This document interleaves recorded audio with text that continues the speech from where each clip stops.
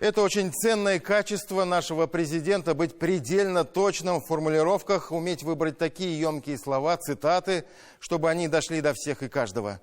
Даже если эти слова были сказаны больше 100 лет назад, но великими политическими и общественными деятелями, понимаешь, как они актуально звучат сегодня, что называется, во злобу дня. Владимир Путин в своем послании процитировал Петра Столыпина, премьер-министра Российской империи в 1906-1911 годах. В деле защиты России мы все должны соединить, согласовывать свои усилия и права для поддержания одного исторического права – права России быть сильной. Одна из центральных идей послания, как я его понял, идея единства и сплочения российского народа ради победы и общего развития.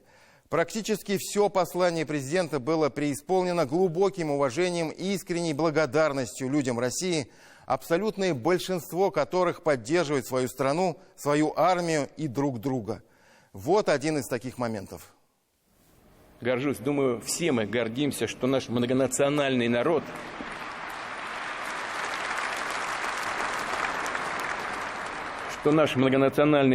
абсолютное большинство граждан заняли принципиальную позицию в отношении специальной военной операции. Поняли, в чем смысл действий, которые мы делаем. Поддержали наши действия по защите Донбасса.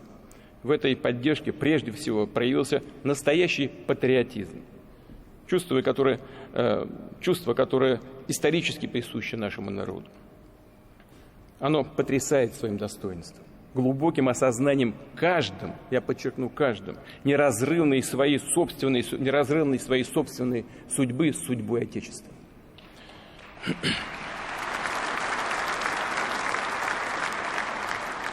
Дорогие друзья, я хочу поблагодарить всех, весь народ России за мужество и решимость. Сказать спасибо нашим героям, солдатам и офицерам армии и флота, Росгвардии, сотрудникам спецслужб и всех силовых структур, бойцам Донецких и Луганских корпусов, добровольцам, патриотам, которые сражаются в рядах боевого армейского резерва «Барс». Низкий поклон родителям, женам, семьям наших защитников, врачам и фельдшерам, санинструкторам, медсестрам, которые спасают раненых, железнодорожникам и водителям, которые снабжают фронт, строителям, которые возводят укрепления, восстанавливают жилье, дороги, гражданские объекты, рабочим и инженерам оборонных заводов, которые работают сейчас практически круглосуточно, в несколько смен, сельским труженикам, которые надежно обеспечивают продовольственную безопасность страны. Я благодарю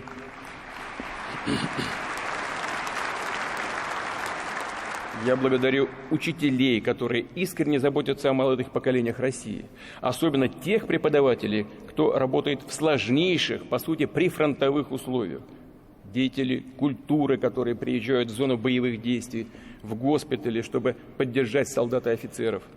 Волонтеров, которые помогают фронту и мирным жителям, журналистов, прежде всего, конечно, военных корреспондентов, которые рискуют на передовой, чтобы рассказать всему миру правду, пастырей российских традиционных религий, военных священников, чье мудрое слово поддерживает и вдохновляет людей, государственных служащих и предпринимателей, всех, кто исполняет свой профессиональный, гражданский и просто человеческий долг.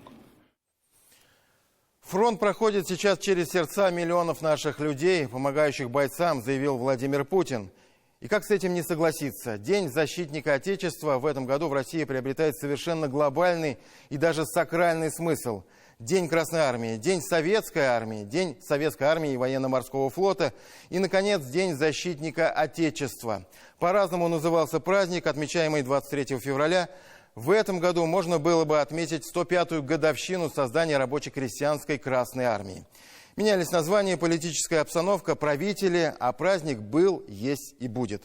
Тот самый сакральный смысл которого никуда не делся. В Казанском танковом училище на этой неделе было 3 знаменательных даты. Кроме Дня защитника Отечества и Дня начала специальной военной операции, была еще и 104-я годовщина высшего военного учебного заведения. 22 февраля 1919 года на базе бывшего военного училища были созданы первые казанские мусульманские пехотные командные курсы. Эта дата является официальной датой образования нынешнего Казанского высшего танкового командного ордена Жукова краснознаменного училища Министерства обороны Российской Федерации. Еще раз напомним, что на всю страну оно осталось единственным высшим военным учебным заведением, который готовит офицеров-танкистов. И можно уверенно сказать, что в зоне специальной военной операции каждый офицер-танкист – выпускник Казанского танкового. Аллея героев училища на этой неделе пополнилась еще 11 именами. 11 новых бюстов, посвященных героям России. Причем не только современным героям. Здесь имена тех, кто проявил мужество и героизм в годы Великой Отечественной. Но по каким-то причинам не получил звание Героя Советского Союза. Теперь им присвоено звание Героя России посмертно. Здесь имена тех, кто выполнял свой воинский долг в разные годы в разных точках России и за ее пределами.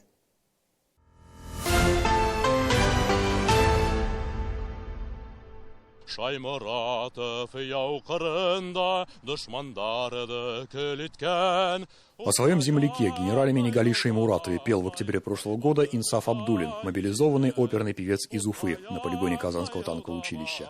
О героическом генерале знают на малой родине. Командир 112-й башкирской кавалерийской дивизии погиб 80 лет назад, 23 февраля 1943 года, в ходе Харьковской оборонительной операции при освобождении Ворошиловградской области. Ныне эта область называется Луганской.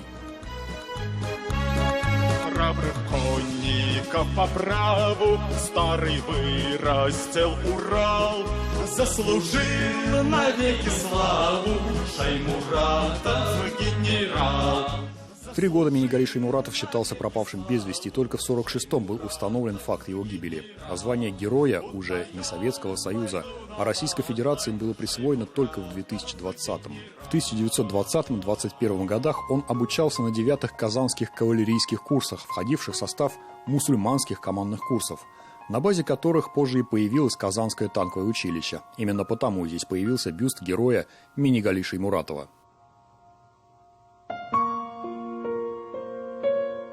Генерал-майору Шаймуратову Минигали Мингазовичу за мужество, героизм, отвагу и самоотверженность, проявленные при исполнении воинского долга, присвоено звание Героя Российской Федерации посмертно.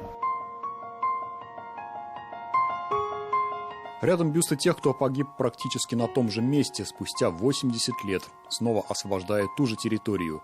Майор Сергей Панов, участник специальной военной операции с первого дня, с 24 февраля 2022. Накануне мама по телефону поздравляла его с Днем защитника Отечества, потом связь пропала. Первый бой он принял на себя, колонну вроде бы остановил, дал отбой, что справиться своими силами. А там уже попали в самое пекло. Здесь они его, можно сказать, воспитали, мужество в нем какое-то. География героев, выпускников Казанского высшего танкового командного ордена Жукова краснознаменного училища обширная. Поступать сюда едут со всей России и из-за ее пределов, и в разные годы, в разных концах страны, и за ее пределами. Выпускники училища проявляют мужество и героизм. Старший лейтенант Игорь Ахпашев, выпускник 92-го года, погиб в 95-м в Чечне. Ни одно училище в системе военного образования не может похвастаться таким количеством выпускников, которые внесли величайший вклад в дело развития нашей страны, в дело победы над врагом.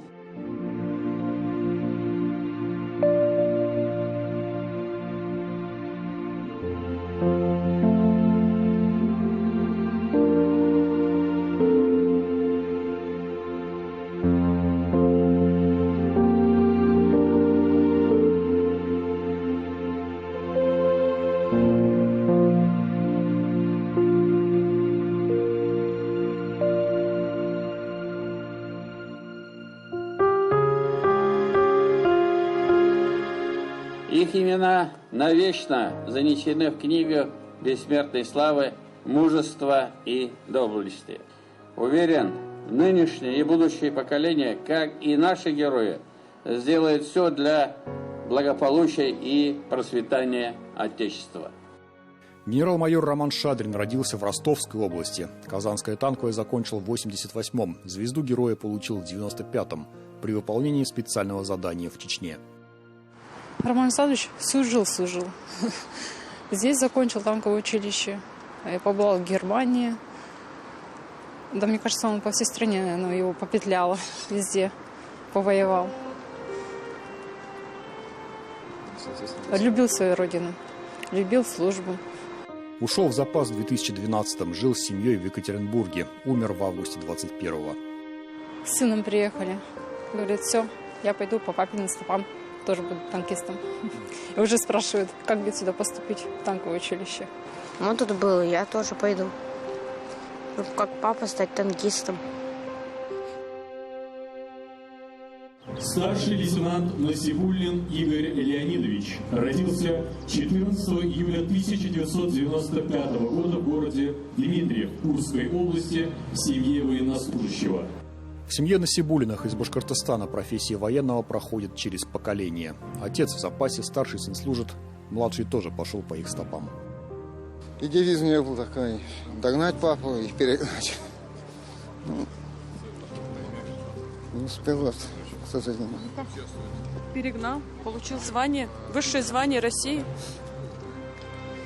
Герой России теперь он. По званию обогнал брата, отца.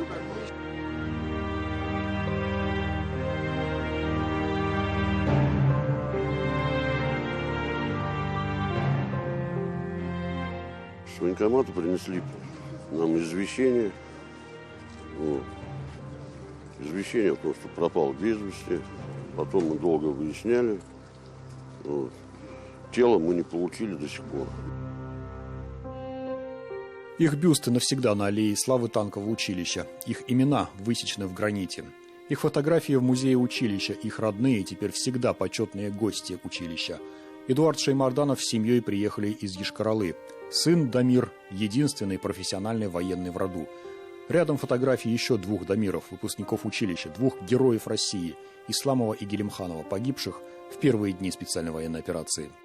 Когда ребенок 7 лет говорит, что он хочет быть военным, то думаешь, ну ладно, я космонавтом хотел быть 7 лет. Все же по-разному хотят. Как бы вроде сначала смешно, а потом, когда понимаешь, что ребенок стоит старше, он пиво не пьет с друзьями, не курит, по утрам бегает, занимается дзюдо, там в качалку ходит, ты понимаешь, что это уже по-серьезному. Училище закончил в 2020-м. В апреле 22-го погиб в Харьковской области. Он не мог поступить по-другому. И у него была возможность лечь в госпиталь, когда он получил первое ранение. И его наградили орденом мужества за ленточкой. Но он не уехал в госпиталь. Сказал, я своих ребят не могу оставить.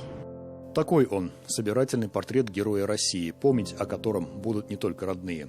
11 новых бюстов героев разных поколений появилось на аллее славы Казанского танкового училища. Зуфар Давлетшин, Андрей Ключников. 7 дней.